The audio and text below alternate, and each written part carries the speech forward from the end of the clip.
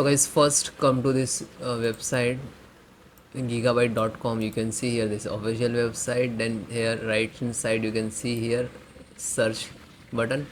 You just type your model number Gigabyte Z890 AERO D. Okay, then hit enter. Then guys click to product and this one. Actually there are two type of D and G, so you can install any because installations process same. You can follow this for D and install G, so it's okay. Go to this tab, then this is your motherboard. Click to support.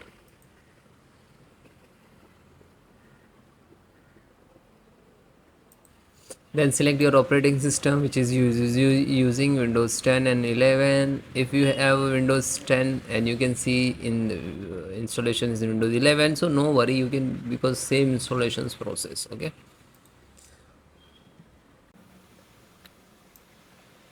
Bluetooth driver. So you can see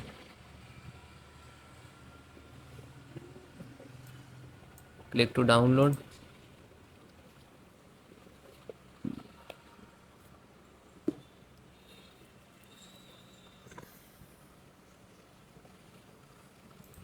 Then just single click to download file to single click. After that double click exe file, then giving to yes.